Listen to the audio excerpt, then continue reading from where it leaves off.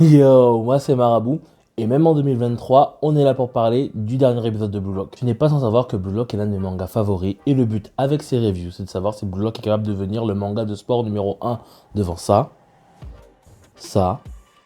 ou encore ça. Maintenant que ça c'est dit, commençons. Bon, nouvel an, c'est bien beau, les résolutions, tout ça, c'est super. Mais ça nous a privé notre épisode de Blue Lock et ça m'énerve. Du coup, on était sur le premier 3 contre 3 de la deuxième sélection. Petite vérification biométrique ou avec light touch pour vérifier qui est qui avant de débuter le match. Vraiment, dans le Blue Lock, au niveau des dépenses... Shut up and take my money. Mais en termes de technologie, frère, ça coûte cher. Ça coûte cher juste pour débloquer et activer le début du match. Il y a un scanner de ton identité. Tu penses qu'il y a quoi? Des voleurs? Vous avez de l'argent à garder? Bref, je sais pas. Peut-être que tu diras juste pour nous montrer qu'ils avaient de l'argent. Le Blue Lock quoi. Je sais que ça fait longtemps, du coup je te rappelle un peu l'enjeu. On fait un 3 contre 3 et il n'y a pas de gardien parmi les joueurs. On utilise directement le Blue Lockman qui a servi notamment à l'entraînement descendu. Du coup là on peut pas se cacher, il faut mettre 5 buts pour finir le match, donc ça peut durer aussi bien 2 minutes que ça peut durer 4 heures. Et le plus important c'est du 3 contre 3. Là c'est pas comme à 11 où on peut espérer en parcourant le terrain que notre pote nous sauve. Non, le 3-3 permet pas aux gens de se cacher. Là on cherche des gens capables, on cherche des footballeurs capables. C'est bon, il faut que tu portes tes balls et que tu puisses apporter à l'équipe quelque chose qui permette d'évoluer. Maintenant que ça c'est dit,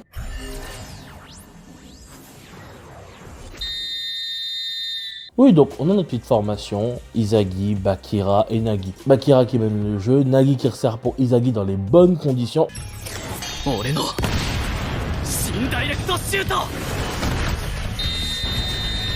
Vraiment, premier but ultra rapide sur la première action. Ils dominent, en même temps ils sont chacun dans des conditions, mais on connaît ce genre de truc. C'est vraiment un round d'observation, on va pas s'enflammer pour ça. On sait, ils se connaissent, on sait que ça devait marcher. Mais là, Rin rentre en jeu. Et ça fait déjà 2 épisodes qu'on nous parle du gars. C'est le numéro 1, le frère de Sai Itoshi. Forcément, lui, il est pas là pour blaguer.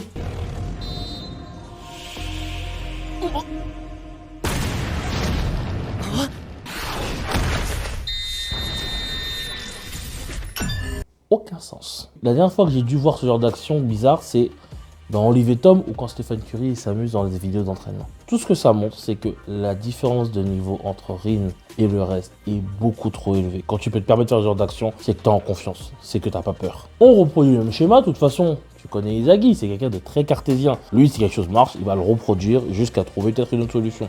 On peut se faire avoir une fois, mais pas deux. Là, Aryu, le grand qui se croit dans une pub L'Oréal et qui brille partout là. Tu t'es fait avoir une fois, tu vas pas te faire avoir 2 fois. Et on se rend compte juste que le gars est impressionnant.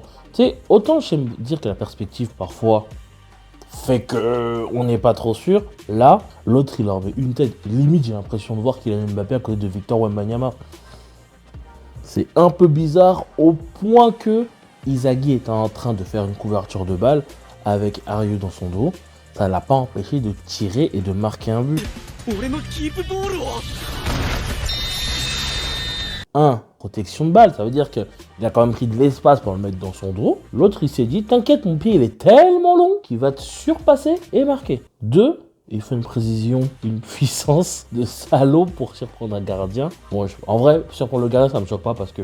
Mais il faut quand même être ultra précis pour tirer comme ça. Genre, c'est quoi ton entraînement? Tu tires derrière une chaise en essayant de ne pas bouger la chaise? Les gars, des membres ultra longs. Bref, 2-1. La passe à Nagi, ça marche pas. Bakira va tout seul. Et introduction du 3e larron de l'équipe de Rin. Lui, il a un blaze que je ne connais pas. Je crois, j'ai lu le manga, j'ai vu l'épisode 2 fois. Son blaze, je ne le connais pas. C'est le gros peureux là, celui qui est ultra costaud, qui fait passer Baron pour quelqu'un de fragile. Dans l'épisode, il y a un petit effet sonore quand il se déplace, on aurait dit une couleur un peu verdâtre en termes de l'aura et un truc comme si c'était quelque chose de gluant, quelque chose de collant.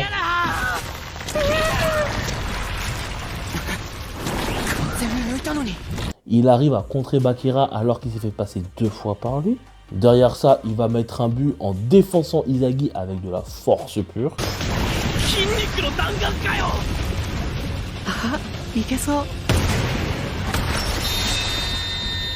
Le numéro 1, 2 et 3, individuellement, sont des monstres. Et que la cohésion d'équipe ne changera rien du tout à ce truc-là. Sauf que Nagi, lui, les défaites, il aime pas trop ça. Si il peut pas se reposer sur eux, il va commencer à se mettre à réfléchir. Donc il a cette idée de petit triangle pour contrôler le milieu de terrain. Le but étant de chercher une faille en une touche pour permettre à Izagi de marquer le but. Izagi va flairer la bonne action. Nagi ou Bakira pourront rediriger la balle en fonction de la meilleure position pour Izagi. Si je reviens, ça devrait marcher, sauf que...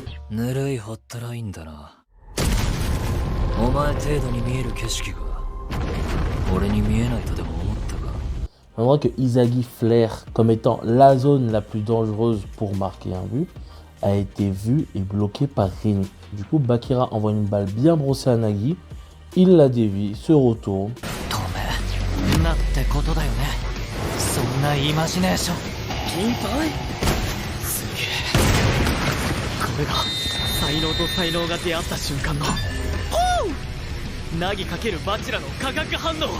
Bakira est un génie du dribble, Nagi étant un génie aussi, deux génies qui se comprennent, ça devait forcément faire des étincelles. Est-ce que cette action est reproduisible? Non. Ça permet de confirmer que Bakira est un super passeur. Nagi le dit bien. Izagi reconnaît que les passes de Bakira sont un cadeau en or, ce qui permettrait de marquer à chaque fois.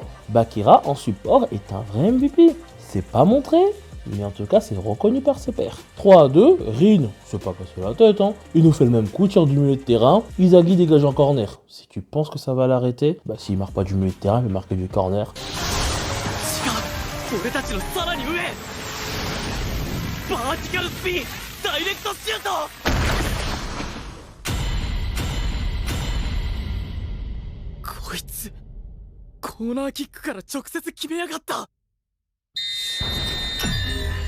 Merci Rin, il s'encarre le coquillage. Si tu regardes ses yeux, il n'est pas là pour blaguer. On n'est pas dans une question de passion, de shonennerie. Il est là en mode, vous êtes une étape pour moi. Adversaire comme coéquipier, vous êtes qui me faire valoir. Vous êtes là que pour permettre de progresser et d'affronter mon frère.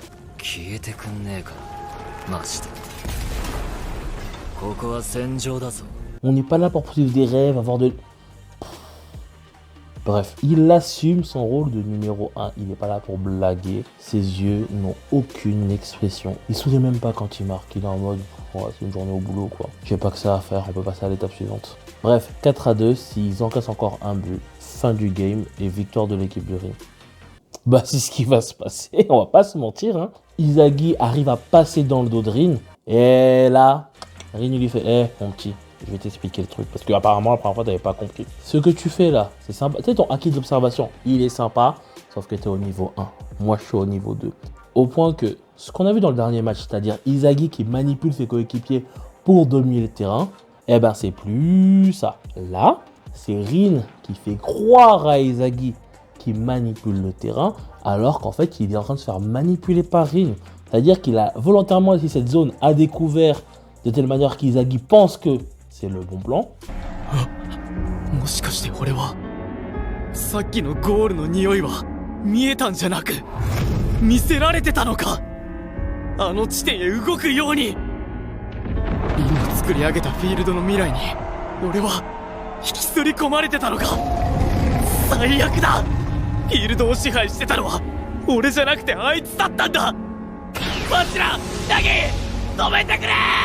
Je crois que j'ai jamais vu Izagi autant déprimé et aux abois par rapport à un adversaire. Même dans le cas des premiers matchs, il était dépassé parce qu'il ne comprenait pas ce que le Blue Lock attendait.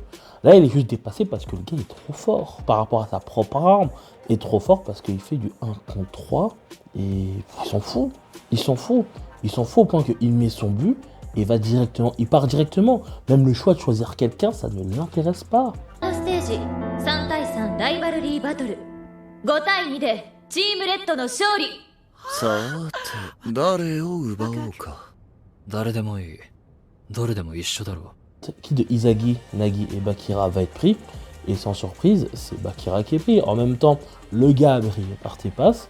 Dans une équipe composée de 3 individualités qui n'ont aucun jeu d'équipe, il sera un excellent support pour soutenir l'équipe. Bon, pour soutenir Rin en fait, on va pas se mentir. Et j'aime bien le clin d'œil que Arayu fait en disant à Bakira qui sera son Kuroko. Oui, la traduction française est dégueulasse. Mais t'inquiète, ici on parle japonais, surtout on a le scan. Deviens mon Kuroko. Voilà, deviens l'ombre pour faire briller ma lumière. Et ça, on aime bien ça.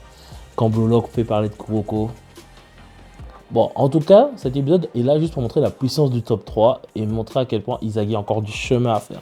Alors, la quête de l'observation au niveau auquel il avait débloqué contre l'équipe V, celle de Ryo, Zanetsu et Nagi, c'est sympa, mais c'est pas suffisant. En tout cas, pas pour tisser au niveau du top du Blue Lock. Le truc qui m'a un peu dérangé là, c'est que, en vrai, les personnalités des deux autres, elles sont pas insupportables. Entre Haruo qui se prend pour un modèle L'Oréal avec ses cheveux dans le vent tout le temps. Dès qu'il parle, il a stick des langages pour dire stylé.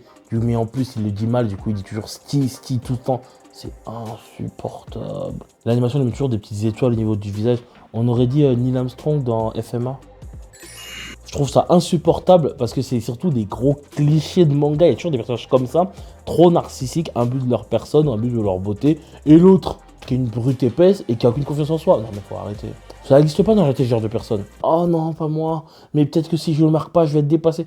Oh non, c'est bon, il m'a saoulé. En vrai, il m'a saoulé. Il a même pas de blase pour te dire à quel point je ne prononce pas son nom. Il m'a juste saoulé.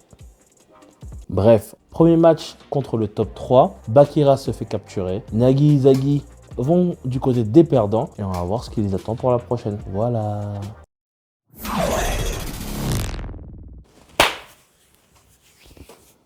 C'est l'heure de la notation. Pour le premier épisode de l'année 2023, je vais donner un excellent 14,5, 15, je sais pas, 14,5, 15. L'épisode n'était pas ouf, visuellement parlant. En vrai, ça casse pas trois pattes à un canard. Je suis un peu déçu parce que j'aurais aimé voir plus d'armes, en tout cas des choses qui sont caractérisées par là. J'ai l'impression juste que ils n'étaient pas au niveau parce qu'ils étaient plus faibles, pas parce qu'ils avaient de meilleures armes. Ils se sont fait battre par de la force pure. Donc c'est pour ça que je peux pas mettre plus parce que j'ai pas kiffé. Il n'y a rien de savoureux. Il n'y a pas de miel. Ouais, il n'y avait pas de miel dans tout ça. C'est juste t'es plus faible, tu meurs.